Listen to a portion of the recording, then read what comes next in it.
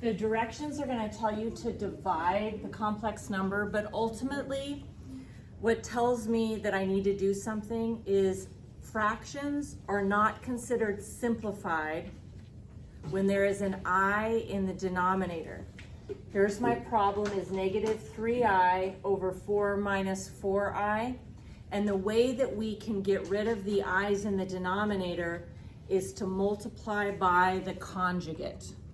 Now, conjugates, they're identical. The only difference is in the middle, one of them is plus and the other one is minus. In this particular one, notice the denominator is 4 minus 4i.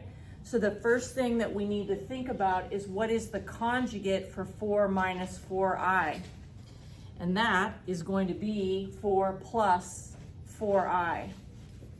Once we have thought of the conjugate, we're going to go ahead and multiply the top and bottom by the conjugate of the denominator.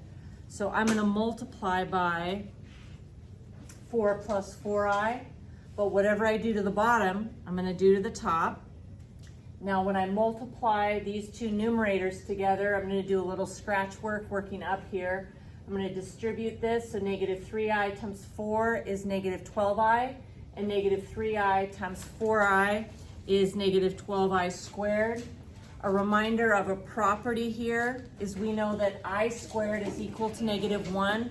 So if I replace this I squared with negative 1, that's going to really be negative 12 times negative 1. So that's a plus 12 sitting there. Okay, so that's become negative 12i plus 12. Then if we multiply the denominators together, you can FOIL to multiply these together. Do the first, outer, inner, last. But a shortcut to multiplying conjugates is to know that you can skip O and I in FOIL because every single time you multiply the outer and then the inner, those are going to cancel out. If you forget that, no big deal. I went ahead and just multiplied it out. 4 times 4 is 16, 4 times 4i is 16i, negative 4i times 4 is negative 16i. Notice the outer and inners canceled. And then last times last, negative 4i times positive 4i is negative 16i squared. Using that property that I squared is equal to negative 1, we have negative 16 multiplied by negative 1, so that's a plus 16. And then we have this 16 out front, making a total of 32. So let's go ahead and rewrite this fraction, what we have so far. So in the numerator, after multiplying those two together, I have negative 12i plus 12. And then in the denominator, after I FOILed these two together, I ended up getting 32. Notice what we were trying to accomplish has happened. We no longer have i's in the denominator.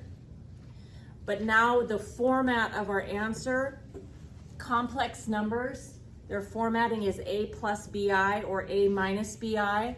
So to force this to look like a number plus a number I or a number minus a number I need to remember that the denominator 32 belongs to both. So I'm going to put the negative 12i over 32 and then 12 over 32. Then let's go ahead and simplify just a little bit here. Negative 12 over 32 is negative 3 over 8 because 4 fits into both of those and I have i's, and then 4 fits into 12 and 32 and I have 3 over 8. Again, just formatting, we want a plus bi or a minus bi. This is the number and then this is the number I. So I want this one to go first and the i's to go last. So my final answer in good form here is the 3/8, and then I have minus 3/8 and I put the I out to the side. All right, so let me go ahead and give you just two more quick examples because sometimes it's hard to know what the conjugate is. This one isn't so bad. The conjugate of negative 1 plus 6i, remember you only are changing the sign in the middle. So if my original denominator is -1 plus 6i, its conjugate is -1 minus 6i. So to get rid of the i's in the denominator, I'm going to multiply by its conjugate, which was, one more time, -1 minus 6i. Whatever I do to the bottom, I do to the top. So if I FOIL the numerators together, and I'm not spending a ton of time on that, if you FOIL the numerators together, I get this. And if I FOIL the denominators together, I'm going to get this. Notice those outer and inners are canceling. So if you decided when FOILing the denominators just to do first times first, last times last, you could have skipped canceling those two out. Remembering that I squared is equal to -1. So this is really -6 times -1, which is 6, with this 3 out front.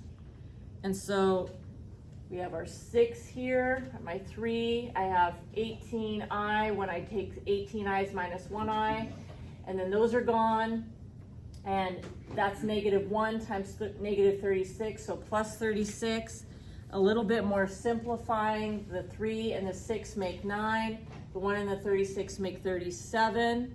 We have the i's gone in the denominator, but to put it in the final format of a complex number, a plus bi, let's put the 37 with each one of those. So this ends up equaling 9 over 37 plus, and 17 over 37, and I put the I out to the side. Okay, last example, the denominator here is 5i. The conjugate may not feel as obvious because we want to change the sign, a plus bi, a minus bi. So what I've done is I've rewritten 5i to emphasize the a and the b. So 5i is the same thing as 0 plus 5i.